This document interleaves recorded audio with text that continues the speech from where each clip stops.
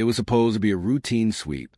Deputy Madsen was just 2 weeks from retirement when his K-9, Rex, froze outside room 6 of the old Pine Hollow Motel. The shepherd didn't growl, didn't whine, just stared at the door, low and motionless, like he was waiting for something to come out. They'd passed 4 rooms already. No alerts, no hits. But here, something was wrong. Rex wouldn't move. And what they found inside, it didn't just end a case. It unraveled everything they thought they knew. Stick around. This one stayed with me for years. The air out near Pine Hollow always smelled like wet pine needles and burnt coffee. That morning was no different. A pale sun cut through the haze, throwing long shadows over the gravel parking lot of the rundown roadside motel. The vacancy sign flickered, even though it hadn't worked right since 2003. Deputy Eric Madsen parked the cruiser, killed the engine, and gave the old dog in the back a glance through the rear view. Rex's ears were already up, his nose twitching. "Don't start before I get my coffee down," Madsen muttered, stepping out. The morning briefing had been rushed. Sheriff Tanner's voice had been tight when he handed Madsen the file. No explanations, just coordinates and a warning not to go in until backup arrived. But the motel was quiet. No cars, no voices. Just the wind scratching dry branches across the vinyl siding. Madsen opened the back door. "Come on, boy." Rex hopped out, shoulders rippling beneath his black K-9 vest. He was slower these days. 12 years old and mostly deaf in one ear, but he was still sharp where it counted. Madsen clicked the lead, gave the signal, and let the shepherd take the lead.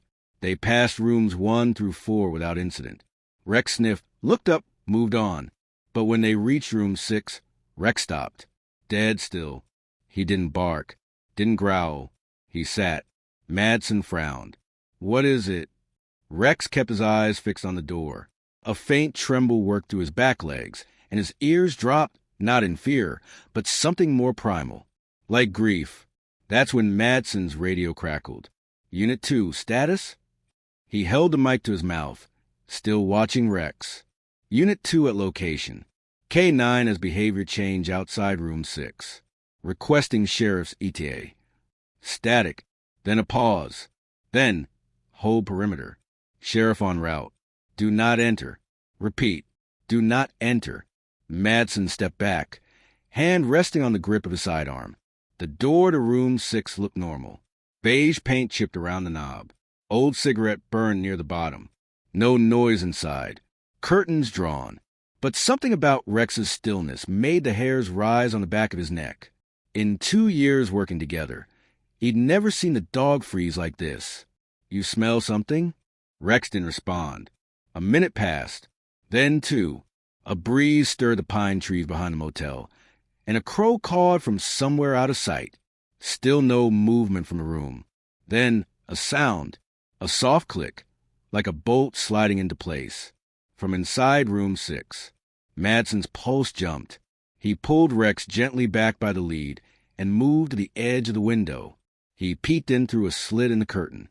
Dark, but there was a shape on the bed, a figure, sitting, motionless. Madsen stepped back, heart thudding. He grabbed his radio again. "Sheriff, we got a visual. There's someone inside. Not moving. Dog still locked on the door. No response. Sheriff, come in." Silence. And then a crackle, louder this time. But the voice wasn't Tanner. It wasn't anyone he recognized. Just a whisper, low and broken. "He's not gone. Not yet." Madsen froze. "Repeat transmission," he said quickly. "Identify yourself." No answer. He looked at Rex. The dog's whole body was rigid now, muscles tight, nose twitching fast. Then another whisper on the line. "Tell her I'm sorry." The radio went dead. Madsen stared at it, heart hammering. His thumb hovered over the call button when a car pulled up fast behind the cruiser, tires crunching gravel. Sheriff Tanner stepped out, face grim. "Eric, get away from the door." Madsen turned. "There's someone in there." And the radio, someone. "I know." Tanner's voice was flat. "Step back." But there was a voice. "I know what you heard." That stopped Madsen cold. Tanner walked up, eyes locked on the room. He didn't glance at Rex. Didn't speak again until he stood next to Madsen, one hand resting on his holstered weapon. I got this address from a burner phone. Same number that's been calling my house at 2 a.m. every Tuesday for 3 years. Madsen blinked. What? Tanner finally looked at him. My daughter was murdered in '99. You remember that. Everyone in the county remembered. Sheriff's girl, 17, disappeared on her way to choir practice. Body never found. I got a call from that number this morning. Tanner said, voice barely above a whisper. Same as every time. Except this time the voice said, room 6. Madsen felt a chill crawl up his spine. Rex whined softly. Tanner stared at the door. I don't know who's inside, but if it's him, we're not walking away clean. Madsen swallowed. You want me to clear the side? No, Tanner said. I need you to stay out here. With Rex. What are you going to do? Tanner pulled his badge from his chest and set it on the hood of the cruiser. Then he walked to the door, raised his hand, and knocked 3 slow, deliberate raps. No response. Then a creak. The door cracked open just an inch. Darkness inside. Tanner stepped in. The door closed behind him. And Rex, for the first time in his long, loyal life, began to whimper. 10 minutes passed. Then 20. No sound. No movement. Madsen paced, hand on his sidearm, scanning every window, every bush. His breath misted in the morning chill, though the sun was now full up. Rex wouldn't stop staring at the door. 30 minutes. Madsen finally keyed the radio. Sheriff? Status. Silence. He waited. Sheriff Tanner, come in? Nothing. Then a soft sound, almost too quiet to catch. From inside the room, a low hum, a woman's voice. Singing. A lullaby. Old. Off key. Madsen drew his weapon. That's when Rex finally stood. Not bolted. Not barked. Just stood. And walked slowly toward the door. Madsen followed, heart pounding. He reached the knob. It turned in his hand, unlocked. He pushed the door open. And what he saw inside would stay with him for the rest of his life. The room was dark, save for a beam of sunlight coming through a crack in the curtains. Dust danced in the air like ash. On the bed, Tanner. Alive, breathing, but sobbing. Kneeling at his feet, an old man, thin, gray-bearded, wearing a stained jacket and no shoes. Eyes empty, mouth muttering something over and over again. She was cold. So cold. I didn't mean to. She was cold. Beside them, on the nightstand, was a shoebox. Inside the box, a pink hairbrush, a rusted locket, and bones. Small, fragile. The sheriff looked up at Madsen, tears streaking his cheeks. It's her, he said, and his voice broke. Madsen closed the door behind him. The latch clicked soft like a coffin lid. The air inside the room was stale, sickly warm. Curtains drawn, fan turning slowly above, wobbling on a bent blade. The old man didn't look up. He just kept whispering. She was cold, so cold. Tanner hadn't moved. Still kneeling, his hands clutched the pink hairbrush like it was alive. The sheriff had always been made of stone. Never showed tears at funerals, not even his wife's. But here, in the moldy silence of a forgotten motel room, his whole body shook. Madsen crouched beside the bed. Sheriff, is that him? Tanner nodded once. The old man rocked slowly on his knees. His voice cracked like old paper. I didn't mean for her to cry. Madsen glanced at the box again. The bones inside were wrapped in a child's hoodie. Pale blue, faded stars printed across the fabric. Age had yellowed the cotton and darkened the dried edges of blood that had never fully washed out. He pulled back, gut tight. They'd all assumed her body was never found because it had been taken far away, dumped, burned, buried deep, but it had been here, right here, all these years. Sheriff, Madsen said gently, you want to call this in? Tanner didn't speak. He set the hairbrush down carefully on the bed and stood. Then he turned to the old man. Tell me why. The man kept rocking. Tell me her name. No answer. Say her name or I swear to God I'll. She liked to sing. The man whispered, "I's still on the floor." Out in the yard. That's how I heard her. Every Sunday, after the bell, Tanner lunged forward and grabbed the man by the collar, dragging him upright. Say her name. The man gasped, mouth twisting in pain. Lydia. Tanner flinched like he'd been hit. Madsen stepped forward. Sheriff, don't. But Tanner wasn't listening.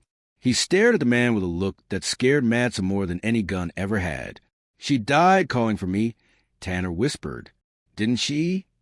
The man blinked, eyes gone glossy. Then slowly he nodded, and for a second Tanner didn't move. Then he let go.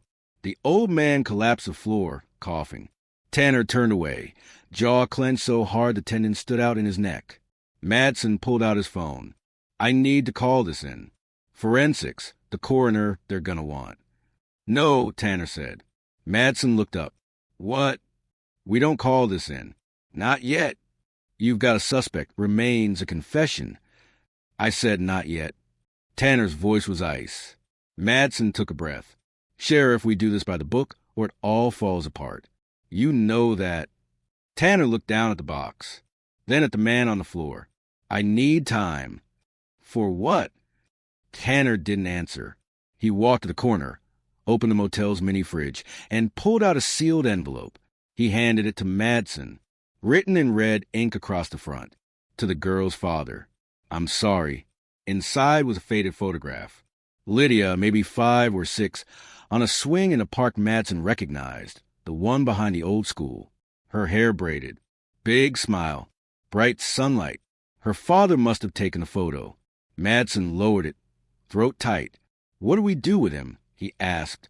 Tanner looked at the man, who had gone quiet now, staring at nothing, just a husk of something once human. We take him in, the sheriff said at last. No press. No leaks. Nobody knows except us. Not until I say. Why? Because this goes deeper. Madsen frowned. How could it? Tanner glanced at the box. There's another girl. Madsen blinked. What? The sheriff reached into the fridge again, pulled out a second envelope. Inside, another photograph.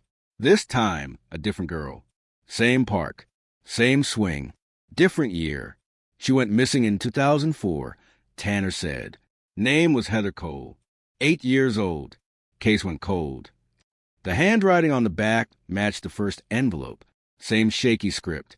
Same red ink. Same monster. Tanner took a breath. He didn't just kill Lydia.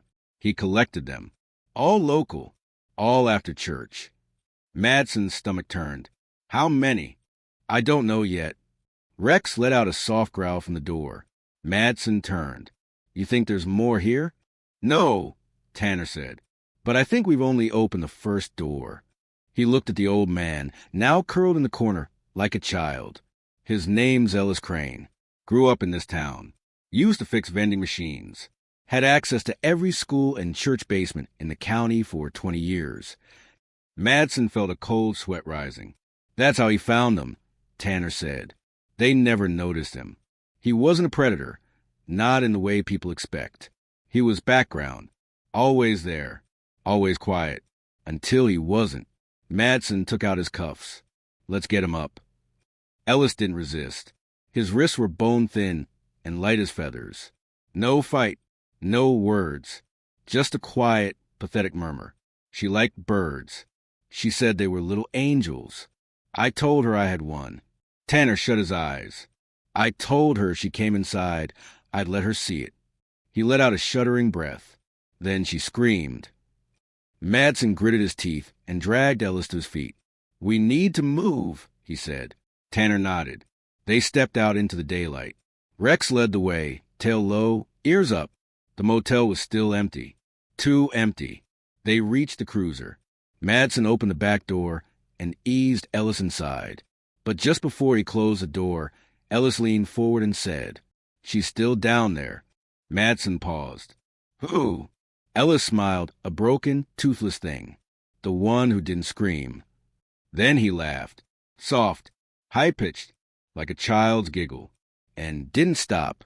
Madsen and Tanner stood by the cruiser as the old man's laughter echoed inside. Madsen rubbed his eyes. He's talking in riddles, probably senile. Tanner was staring at the tree lean. Not riddles, he said. Breadcrumbs. You think there's a body? I think there's another room.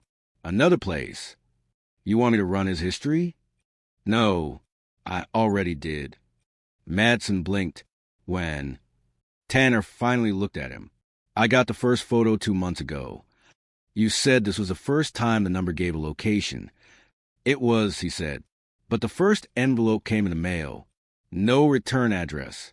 No fingerprints. Just a picture and a note. Madsen's jaw tightened. And you didn't tell anyone? I needed to be sure. You don't get to need things, Tanner. You're the damn sheriff. I was a father first. And that cost us a chance to stop this 2 months ago. Tanner's voice was low and sharp. Do you want a badge? You want to run the department? Be my guest. Madsen stared at him, jaw flexing. I want to stop him, he said. That's all. Tanner looked at the motel one last time. Then follow me. Where? There's a church. North Road, past the old grain elevators. What's there? Tanner opened the passenger door, slid in, and said one word. Basement. The church sat at the end of a dirt road half swallowed by weeds and the scent of burned grain from the long-dead mill nearby. Its white paint had peeled into curls, and the bell tower leaned slightly like it had given up hope years ago. No one used it anymore, except the wind and maybe ghosts. Madsen followed the sheriff's cruiser into the lot, gravel crunching under his tires. Rex was pacing in the back seat, restless, agitated. As they got out, a storm gathered over the hills. Clouds thick and low, like a ceiling slowly dropping. Tanner stepped out without a word. He didn't wait, just marched toward the wooden doors, hand hovering near his holster. Madsen caught up. You're sure this is it? Tanner nodded. He used to fix the heating system here. Boilers in the basement. Old caretaker died last year. Place has been empty since. You think he kept bodies here? I think he kept something. Maybe still does. They stepped inside. It smelled like mildew and old hymnals. Light filtered through stained glass in soft green and red patterns across cracked pews. Tanner pointed toward the back. A door marked maintenance. Madsen reached for it, tested the knob. Unlocked. Behind it. Stairs descended into darkness. Rex growled behind them. Tanner switched on his flashlight. The stairs creaked. The basement was colder than expected. Damp stone walls lined with ancient pipes. A low ceiling. Old paint cans and boxes scattered across the floor. Rex stopped halfway down. Refused to go further. Madsen paused. Rex! The dog stayed rooted to the step, ears pinned. The same look he had outside the motel. Tanner raised a light and stepped deeper into the shadows. Then they saw it. At the far end of the basement, beneath the boiler's rusted hulk, was a false wall, wood sloppily painted, almost black. A hook latch hung loosely at the center. Tanner looked back once, then opened it. The smell hit first. Earth, rot, time. Beyond the door was a crawl space. Madsen stepped inside first. The floor dipped, then sloped into a short tunnel no higher than a child's shoulders. They moved with care. Then the light hit it. A hollow. Carved into the dirt wall were shelves, crude, handmade. On them sat dozens of objects.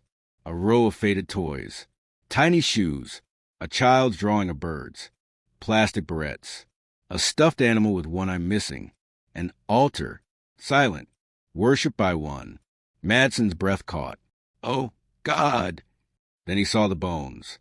Arranged in a rough circle beneath the objects. Small, brittle, gnawed at the edges by time and vermin. 6 sets. Maybe 7. He backed out, bile in his throat. Tanner stood at the entrance, flashlight shaking slightly. This was his church, he said, voice hollow. This is where he remembered them. Madsen looked at him. And you think he brought them here? One by one. Tanner nodded. And kept souvenirs. Like he needed them near. Madsen turned away. We call the state. Now, this is beyond us. But Tanner wasn't moving. He was staring at something half buried in the dirt, a photo frame. He reached down and pulled it loose. It was Lydia, older than the other photo, maybe 13, in a school hallway, taken without her knowing. Who took this? Madsen asked quietly. Tanner's voice cracked. Not him. Madsen blinked. What? He said he killed her in 99. Right. But this photo was taken in 2001. Madsen stared at him. No, he said slowly. No, he lied. He had to. Tanner turned the photo over. On the back, again in red ink. She watched him, so I took her instead. And below that, the one you're looking for is still out there. The tunnel felt like it shrank around them. Madsen shook his head. Ellis Crane was a killer. Tanner nodded, but not the killer. Rex barked, sharp, panicked. They rushed back up the stairs, guns drawn. Outside, the wind had picked up. Their cruiser was gone. So it was a suspect. Tires had left a streak in the gravel lot. Skid marks. A second vehicle.